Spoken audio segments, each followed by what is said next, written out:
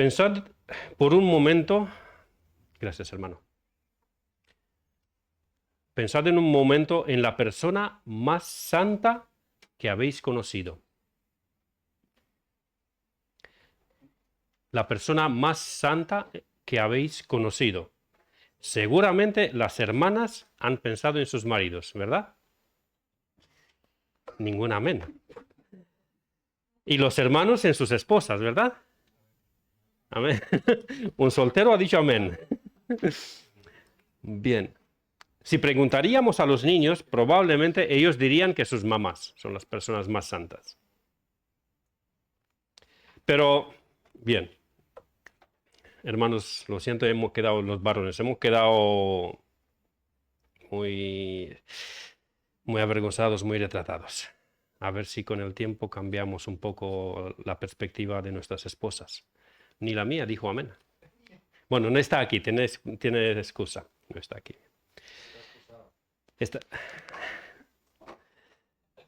Bien, pasamos a los personajes bíblicos. Excluyendo obviamente al Señor Jesús, ¿a quién consideraríais la persona más santa?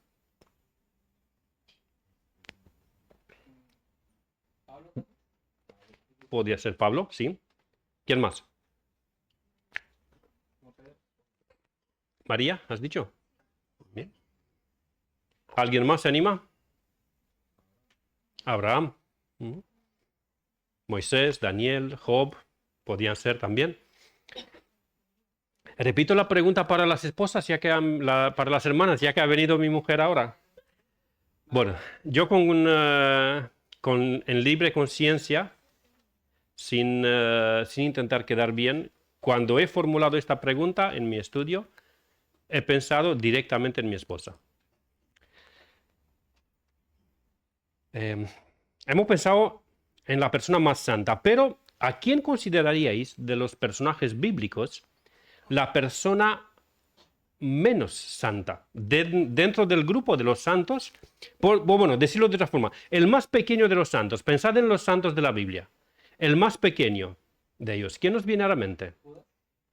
Judas no era santo, hermano, Judas fue traidor, hijo de perdición. No fue un apóstol.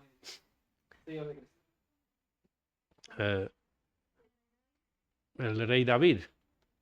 Podría ser. Sí, Jonás.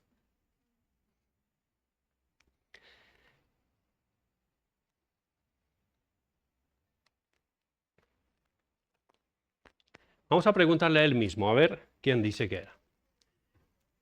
El menos que el más pequeño de todos los santos anuncia las riquezas inescrutables. Os invito a que abréis las Biblias en Efesios capítulo 3. Seguimos con nuestra exposición consecutiva, nuestro estudio bíblico consecutivo.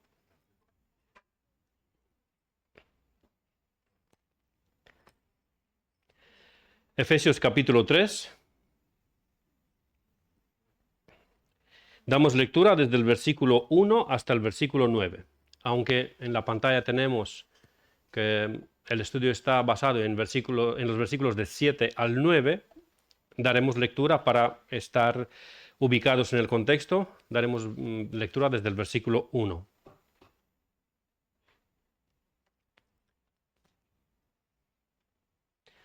¿Lo tenemos? Efesios 3. Bien. Por esta causa, yo, Pablo, prisionero de Cristo Jesús, por vosotros los gentiles,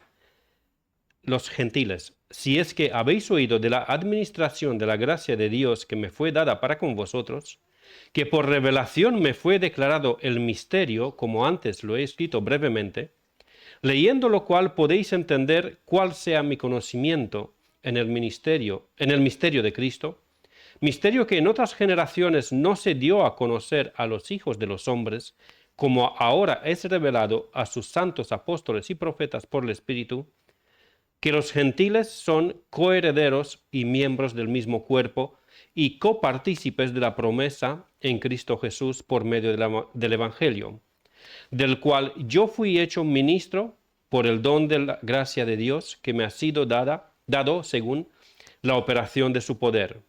A mí, que soy menos que el más pequeño de todos los santos, me fue dada esta gracia de anunciar entre los gentiles el Evangelio de las inescrutables riquezas de Cristo y de aclarar a todos cuál sea la dispensación del misterio escondido desde los siglos en Dios, que creó todas las cosas. Amén. Al hablar sobre sí mismo en sus epístolas, Pablo usa varias expresiones, y en nuestro texto tenemos una de ellas, que la tenemos en el versículo 8 de nuestro texto. Y Pablo dice de sí mismo: a mí, que soy menos que el más pequeño de todos los santos, me fue dada esta gracia de anunciar entre los gentiles el evangelio de las inescrutables riquezas de Cristo. Detengámonos un momento en esta expresión. ¿Qué os suena raro en esta frase?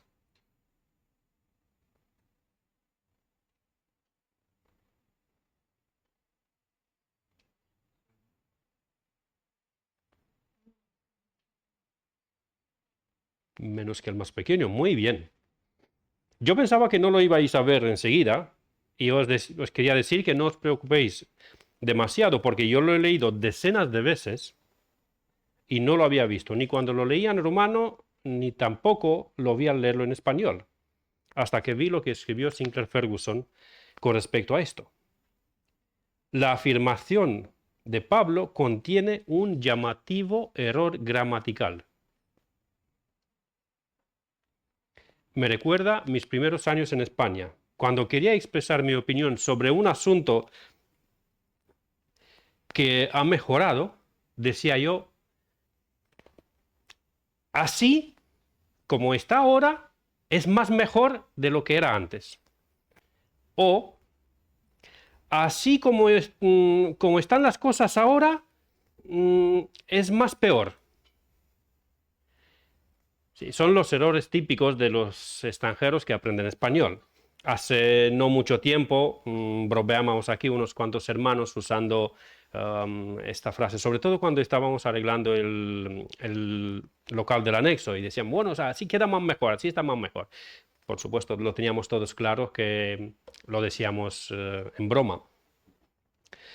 Pero volviendo a esos tiempos, cuando yo afirmaba si es más mejor o así es más peor, cuando me escuchaban los de aquí, los locales, se partían de risa al oír cómo pisoteaba yo la gramática de la Real Academia Española. Y yo me preguntaba y me quedaba molesto y sorprendido. Pero a ver, digo, ¿qué he dicho mal? ¿Qué le pasa? ¿Qué les está pasando a estos? ¿Por qué se ríen tanto? ¿Qué les provoca tanta gracia? Bueno, ahora hablo algo mejor, aunque confieso que me queda bastante. No he estudiado la gramática de la lengua española, sino más bien aprendí de lo que aprendí a través del trato directo con las personas o la lectura en español. Sin embargo, hay momentos en cual, por ejemplo, me quedé que no conseguía entender cuando unos hermanos hace un par de semanas me querían explicar cuál es la diferencia entre, ¿cómo era? El vengo y voy, ¿no? Y no conseguí. A ver, digo, ¿cuál es la diferencia entre vengo y voy? Cuando ya me casé hace 6 años con mi preciosa esposa, ella me explicó cuál es la diferencia entre ser y estar, porque lo mismo, no hacía la diferencia. A ver, yo decía, pues yo soy gordo. No, ella me decía, no, tú estás gordo, no eres gordo. Entonces, a ver, espérate, ¿cuál es la diferencia? ¿No es lo mismo? Bueno, esto me lo he inventado ahora, no fue un diálogo real. Pero bien, volviendo a Pablo. Supongo que ya ahora hemos identificado todos qué parte de la expresión que el apóstol usa es gramaticalmente incorrecta. Respuesta: no se usa un superlativo y un comparativo en una misma frase para hablar de un mismo sujeto, para referirse al mismo sujeto. No puede haber una comparación y un superlativo en la misma frase hacia el mismo sujeto. Pero Pablo lo usa. Un superlativo es el más. El máximo en una escala, hablando de algo. Por ejemplo, aquí dice, yo soy menos. Perdón, el más pequeño. El más pequeño es el superlativo. No existe menos que el más pequeño. Por eso Pablo comete un error gramatical. No existe menos que el más pequeño. El más pequeño es el más pequeño. Más pequeño que el más pequeño no existe. Pero Pablo usa esto no porque era inculto, porque había estudiado y era muy docto. Podríamos decir en nuestros tiempos, si fuera nuestros tiempos, diríamos que Pablo habría sido doctor en muchas asignaturas, en muchos títulos. Pero Pablo era tan consciente de su desmérito delante de Dios, era tan consciente que a su condición de hombre en su estado natural perdido, a la cual se añadía que él fue perseguidor de Cristo por perseguir a la iglesia, que el lenguaje correcto se le quedaba corto para expresar cuán grande era su desmérito delante de Dios y cuán infinitamente mayor fue la gracia de Dios en su vida. Por eso, en muchos momentos, ya lo hemos visto en ocasiones anteriores, cuando Pablo escribe los límites gramaticales, él se los salta porque no encuentra palabras adecuadas para expresar lo que él piensa, lo que cree y lo que siente. Sí, el antiguo Saulo de Tarso fue salvo por la gracia de Dios en Cristo Jesús, a quien antes perseguía. Pero el nuevo Pablo no olvidó nunca su pasado y esto le ayudó a entender y a admirar mejor la gracia de Dios.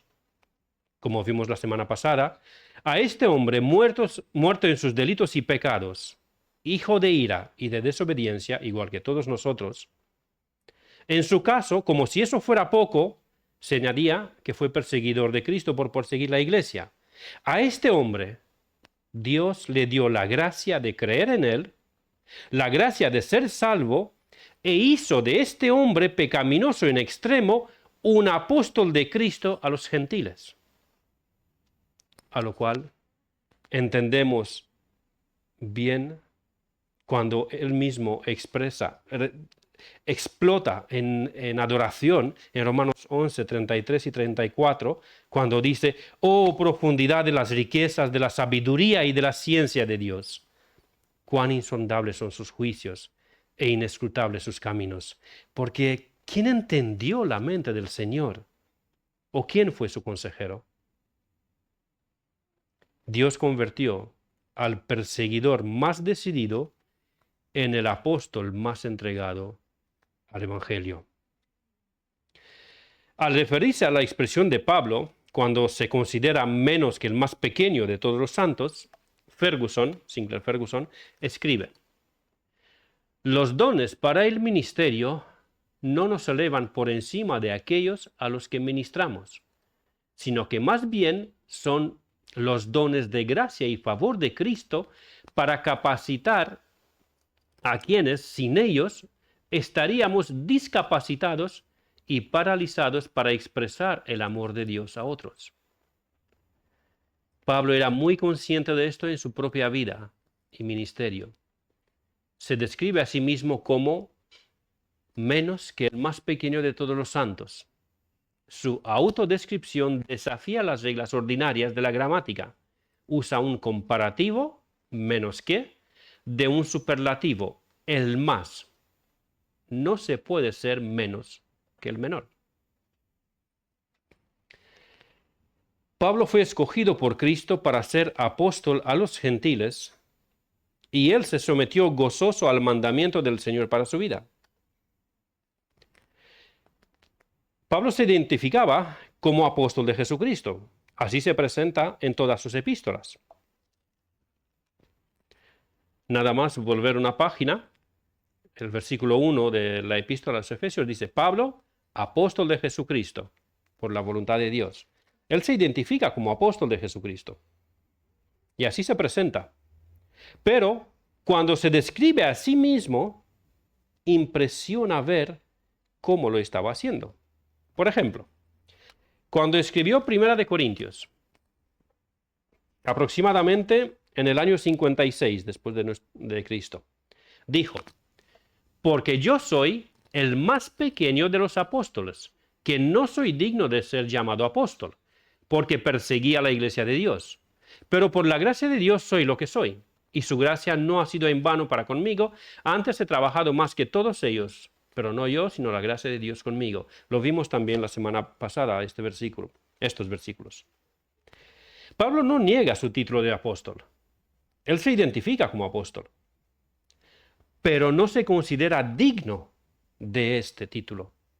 Y lo reconoce públicamente para que quede como testimonio para los siglos en la iglesia que a él se le ha dado la gracia de ser llamado apóstol. Fue una gracia. Unos 4 o 5 años más tarde, cuando escribió Efesios, dijo el versículo que estamos analizando: a mí, que soy menos que el más pequeño de todos los santos, me fue dada esta gracia de anunciar entre los gentiles el evangelio de las inescrutables riquezas de Cristo. Es como si Pablo se imaginaba una lista con todos los santos de todos los tiempos, de toda lengua, tribu y nación, pero él no se consideraba digno de colocarse en dicha lista. Igual que no se consideraba digno de ser llamado apóstol, ahora está diciendo, unos 4 o 5 años más tarde, que no es digno de ser llamado santo. No es que niega el título de santo, sino que no se considera digno de ser llamado santo. Por supuesto, Pablo no negó que fue santificado por el Espíritu de Dios, que fue nacido de nuevo. No negó que el Espíritu Santo estaba obrando en su vida, santificándolo y fortaleciéndolo en todo momento, sino que solamente él miró su vida y miró a Dios y cuánta gracia le otorgó.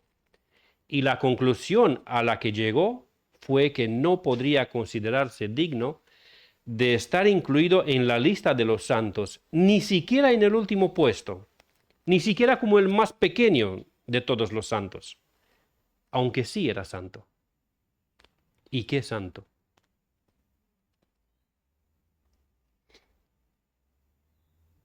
Es una pregunta retórica a cual le doy vuelta. Y recuerdo que nos habló de esto el hermano Julián cuando hizo la introducción a la epístola hace poco más de medio año. ¿Quiso Pablo hacer aquí un juego de palabras con su nombre y cómo se veía delante de Dios? Porque el apodo Pablo, su apodo romano, significa pequeño.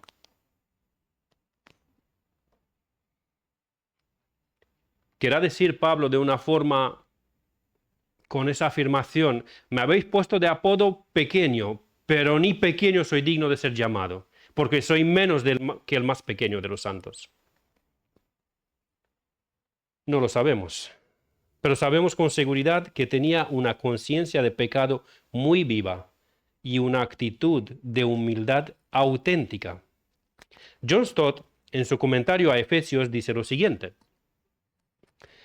al decir esto, Pablo no está incurriendo en hipocresía ni humillación con autodesprecio. No era ni hipócrita ni se estaba humillando con autodesprecio. Realmente está convencido de ello.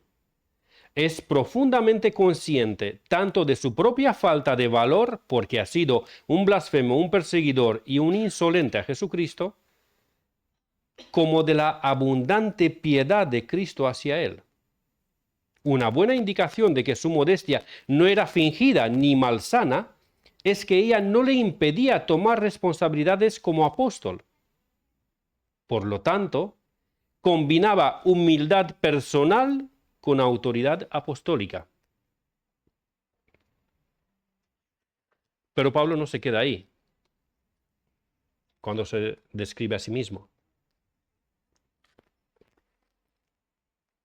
Dijo primero que no es digno de ser llamado apóstol, en 1 Corintios. En Efesios dice que, de forma indirecta, que no es digno de ser llamado santo. Pero en 1 Timoteo dijo otra cosa. Maffer, ¿me ayudas, por favor, con pantalla completa, que se ve muy pequeño? 1 Timoteo, capítulo 1, versículos del 12 al 17. Dice así: doy gracias al que me fortaleció, a Cristo Jesús nuestro Señor, porque me tuvo por fiel poniéndome en el ministerio, habiendo yo sido antes blasfemo, perseguidor e injuriador. Mas fui recibido a misericordia porque lo hice por ignorancia, en incredulidad. Pero la gracia de nuestro Señor fue más abundante con la fe y el amor que es en Cristo Jesús. Palabra fiel y digna de ser recibida por todos, que Cristo Jesús vino al mundo para salvar a los pecadores, de los cuales yo soy el primero. Pero por esto fui recibido a misericordia, para que Jesucristo mostrase en mí el primero toda su clemencia, para ejemplo de los que habían de creer en él para vida eterna. Por tanto, al Rey de los siglos, inmortal e invisible, al único y sabio Dios, sea honor y gloria por los siglos de los siglos. Amén. Qué palabras tan hermosas. Palabras fieles y dignas de ser recibidas por todos. En 3 de los textos citados, estos 3 textos, el apóstol Pablo enfatiza la gracia de Dios. El apóstol reconoce de todo corazón que este cambio tan drástico en su vida fue debido a que Jesucristo mostrase en él el primero toda su clemencia. La marca inequívoca del actuar de la gracia de Dios en la vida de uno es que esa persona no rehúsa reconocer públicamente su indignidad y pecaminosidad, y al mismo tiempo glorificar a Dios por otorgarle tanta gracia.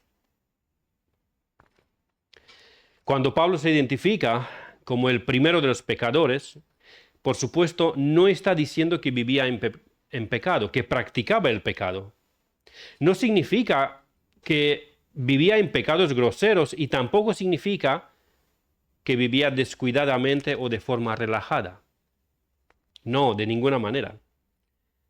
Pablo daba testimonio de cómo luchaba con su cuerpo, por ejemplo, en 1 Corintios 9, 26 y 27.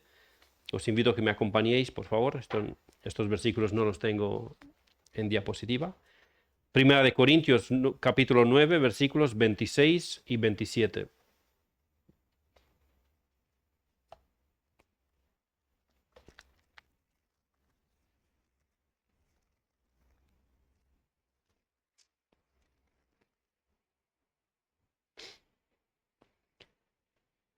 Primera de Corintios 9, 26 y 27 dice así: Así que yo de esta manera corro, no como a la aventura. De esta manera peleo, no como quien golpea al aire, sino que golpeo mi cuerpo y lo pongo en servidumbre, no sea que habiendo sido heraldo para otros, yo mismo venga a ser eliminado. La palabra eliminado en este pasaje se refiere a no ser eliminado del ministerio, a no ser descalificado como apóstol de Jesucristo por mal testimonio, y no se refiere a la posibilidad de perder la salvación. Pablo afirma que él golpea su cuerpo, por supuesto, no literalmente, y que lo pone en servidumbre. Estos versículos significan que Pablo se esforzaba en el proceso de su santificación para no ser descalificado del ministerio y para no ser de mal testimonio para otros obreros. En otros textos habla de cómo se privaba de cosas lícitas e incluso derechos establecidos por la palabra de Dios para no ser piedra de tropiezo para los hermanos más débiles en la fe, o para no ser una carga para las iglesias, una carga financiera para las iglesias. Hemos visto 3 textos bíblicos en los cuales la opinión que Pablo,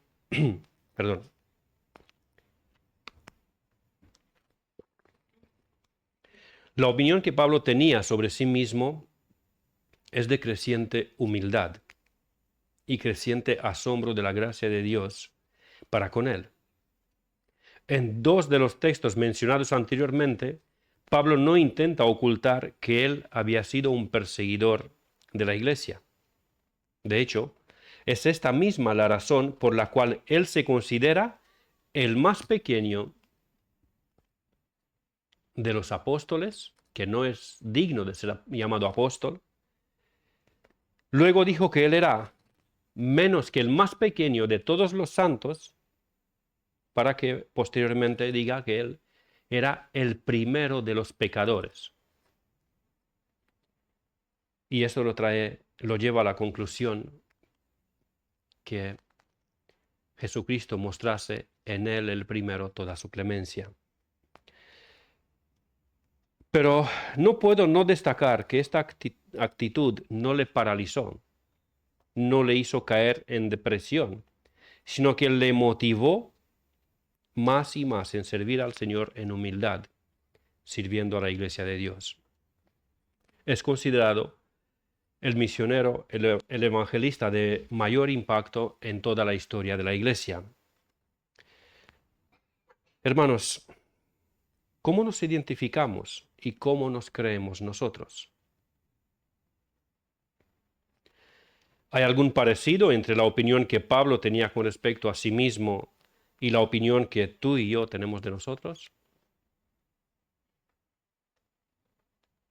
Os invito a que reflexionéis. ¿Cuán indignos y pecadores nos vemos delante de Dios? ¿Reconocemos públicamente los pecados públicos o los queremos ocultar? ¿Qué es prioritario para nosotros?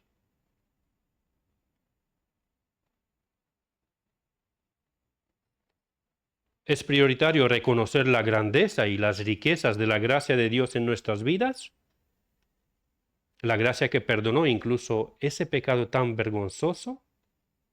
¿O es prioritario el salvaguardar la imagen que nos hemos forjado ocultando el pecado?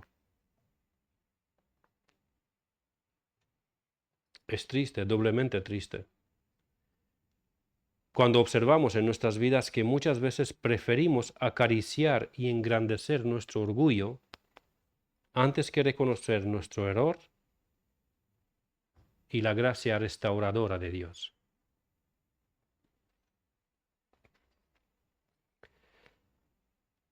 En este primer punto del estudio hemos visto a Pablo, el que fue menos que el más pequeño de todos los santos.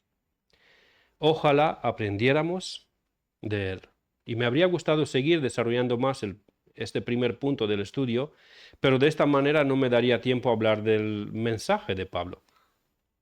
Así que pasamos al segundo punto, donde observamos el mensaje de Pablo, que es el Evangelio de las inescrutables riquezas de Cristo. Volvemos a nuestro versículo de Efesios 3:8, donde dice: a mí, que soy menos que el más pequeño de todos los santos, me fue dada esta gracia de anunciar entre los gentiles el Evangelio de las inescrutables riquezas de Cristo. El mensaje de Pablo, el Evangelio de las inescrutables riquezas de Cristo, ese mensaje que en varios versículos de la epístola lo ha nombrado misterio. Este es el segundo punto de mi mensaje. Miraremos los versículos donde aparece esta palabra, misterio. Capítulo 1, versículo 9. Nos dice el misterio de su voluntad. Si lo leemos entero, dándonos a conocer el misterio de su voluntad según su beneplácito, el cual se había propuesto en sí mismo. En capítulo 3, versículo 3, nos dice que por revelación me fue declarado el misterio. En el versículo 4 del mismo capítulo dice que el misterio es de Cristo. En el versículo 5 nos dice que este misterio que en otras generaciones no se dio a conocer a los hijos de los hombres. En el versículo 9 nos habla de la dispensación o administración del misterio. La dispensación no se refiere a un periodo de tiempo, sino la administración, una forma de administrar. También en el versículo 9 nos dice que ese misterio fue escondido desde los siglos en Dios. Y por último, en capítulo 6, versículo 19, nos dice que el misterio es del Evangelio. el misterio del Evangelio.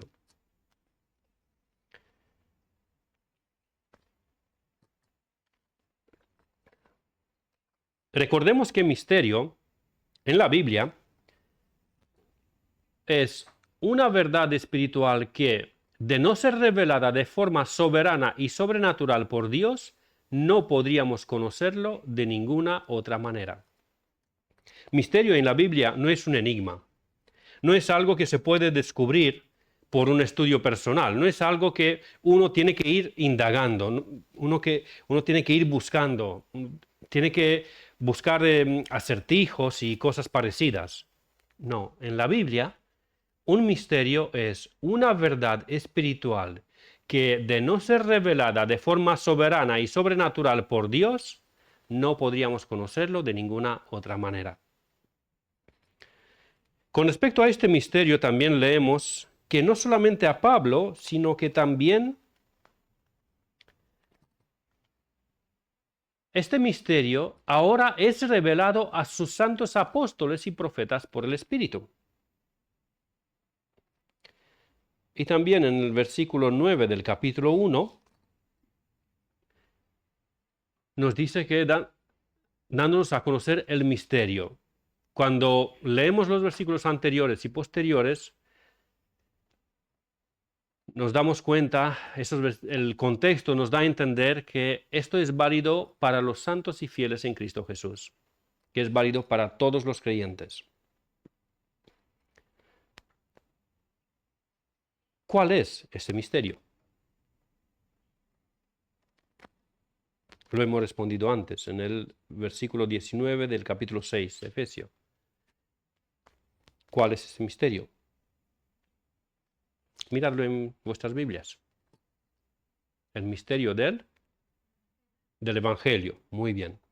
El misterio es el Evangelio, según lo vemos en Efesios 3, de 6 al 9, y más claramente inconciso en Efesios 6, 19.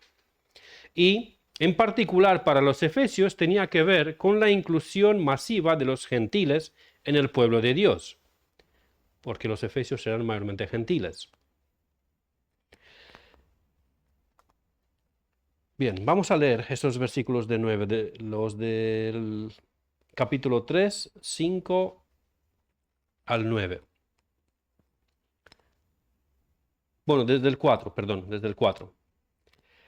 Leyendo lo cual podéis entender cuál sea mi conocimiento en el misterio de Cristo, misterio que en otras generaciones no se dio a conocer a los hijos de los hombres, como ahora es revelado a sus santos apóstoles y profetas por el Espíritu, que los gentiles son coherederos y miembros del mismo cuerpo, y copartícipes de la promesa en Cristo Jesús por medio del Evangelio, del cual yo fui hecho ministro por el don de la gracia de Dios que me ha sido dado, según la operación de su poder. A mí, que soy menos que el más pequeño de todos los santos, me fue dada esta gracia de anunciar entre los gentiles el Evangelio de las inescrutables riquezas de Cristo y de aclarar a todos cuál sea la dispensación del misterio escondido desde los siglos en Dios, que creó todas las cosas. Ahora, si recordamos, tal como nos enseñó nuestro pastor en sus últimos 2 estudios sobre Efesios, la realidad de la inclusión de los gentiles en el pueblo de Dios no era del todo una enseñanza novedosa. Porque en el Antiguo Testamento hubo casos de gentiles salvos. Si os acordáis, Rahab la ramera, Ruth la moabita, la viuda de Sarepta de Sidón que recibió a Elías, Naamán el sirio, Nabucodonosor, etc. Pero no solamente que hubieron personas que fueron salvas, sino que Dios mismo entregó muchas profecías al respecto. Nada más ir a la profecía de Abraham, cuando le dijo a Abraham, en ti serán benditas todas las naciones de la tierra. No solamente tu descendencia, sino que en tu simiente serán benditas todas las naciones de la tierra. Esto nos hace entender que también en el Antiguo Testamento hubo destellos de este misterio y que no fue del todo y absolutamente escondido en Dios.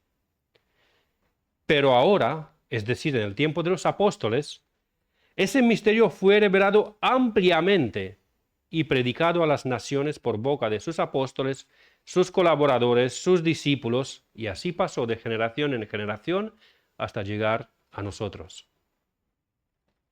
Pablo expandió este misterio y lo dio a conocer en todo el mundo, aproximadamente el mundo conocido de aquel entonces, el mundo al cual él pudo llegar. Asimismo, Pablo guardaba con mucho celo la integridad de este misterio. No permitía que eso fuera contaminado, el mensaje de ese misterio, el mensaje del Evangelio. Y asimismo, como lo guardaba, asimismo les encargó rigurosamente a sus discípulos, por ejemplo, a Timoteo y a Tito, en las epístolas que les envió, y a todos los obispos o pastores ancianos de la iglesia en Éfeso, que guarden la doctrina, que guarden la enseñanza, que no permitan que se corrompa. Vamos a leer en el libro de Hechos, en capítulo 20, cuando Pablo habla con los pastores de la iglesia en Éfeso. Hechos capítulo 20.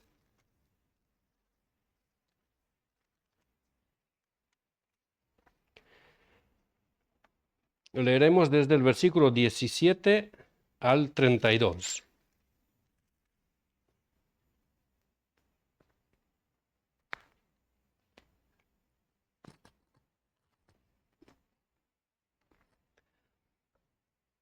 Hechos capítulo 20, versículo 17 hasta el 32.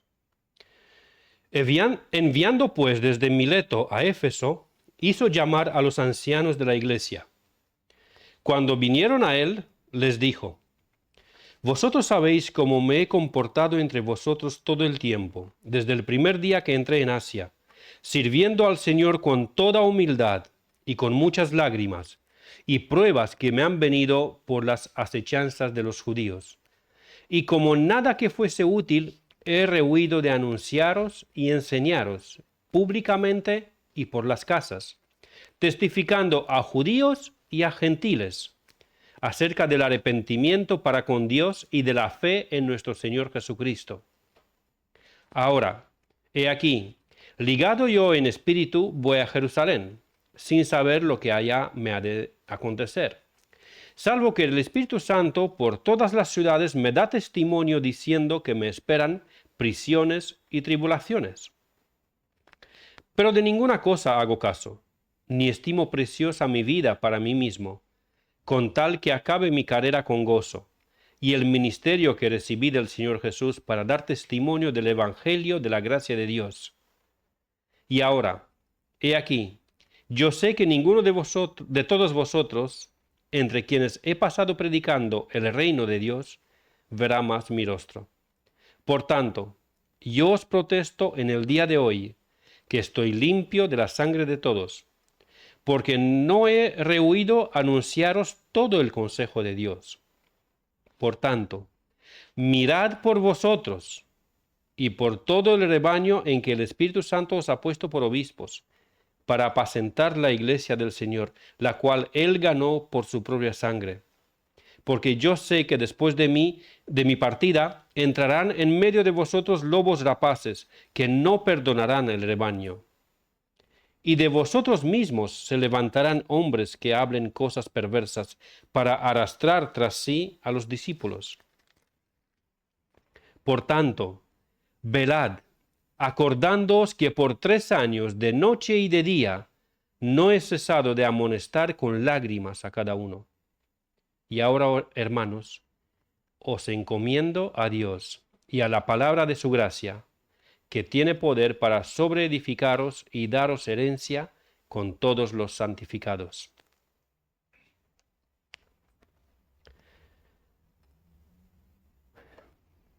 Este misterio, el Evangelio de Jesucristo,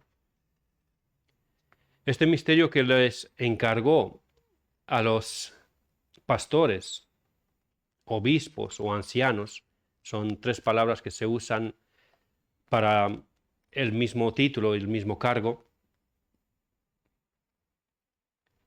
Este mensaje que Pablo con tanto celo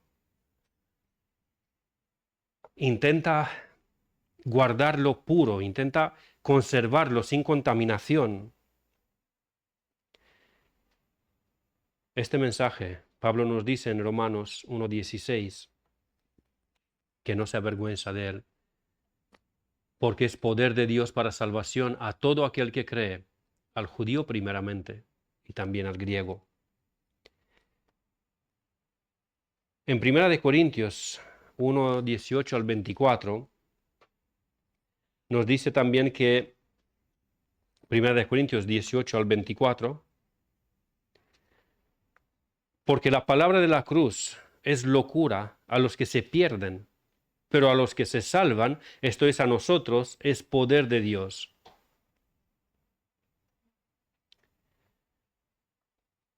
Espero unos segundos para que lo encontráis porque he empezado a leerlo directamente. 1 Corintios 1:18 al 24.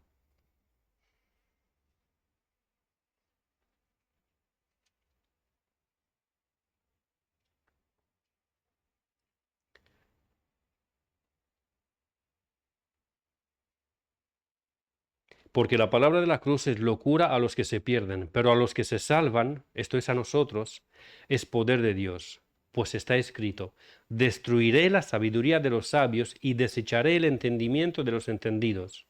¿Dónde está el sabio? ¿Dónde está el escriba? ¿Dónde está el disputador de este siglo? ¿No ha enloquecido Dios la sabiduría del mundo? Pues ya que en la sabiduría de Dios el mundo no conoció a Dios mediante la sabiduría, agradó a Dios salvar a los creyentes por la locura de la predicación. Porque los judíos piden señales y los griegos buscan sabiduría. Pero nosotros predicamos a Cristo crucificado. Para los judíos, ciertamente tropezadero, y para los gentiles, locura. Mas para los llamados, así judíos como griegos, Cristo poder de Dios y sabiduría de Dios. Este misterio, el mensaje del Evangelio, Pablo lo define también como el Evangelio de las inescrutables riquezas de Cristo. ¿Por qué lo define así? Inescrutables riquezas. Si son inescrutables, quiere decir que no se pueden entender, que no se pueden profundizar, que no se pueden asimilar. Son inescrutables. Sí y no. Porque a nosotros nos han sido reveladas por el Espíritu. Pablo ora en Efesios.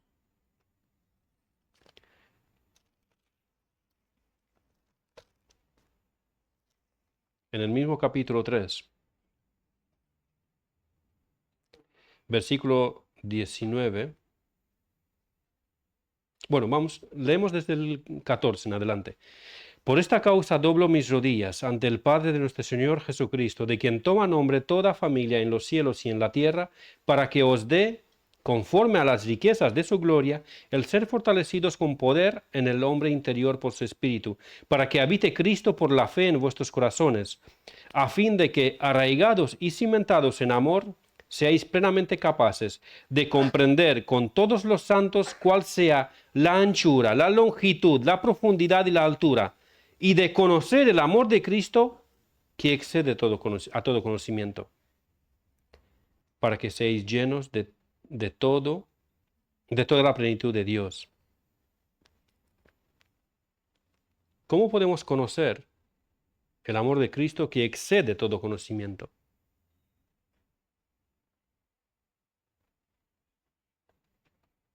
Podemos conocer en parte lo que el Señor nos revela por su Espíritu en su palabra.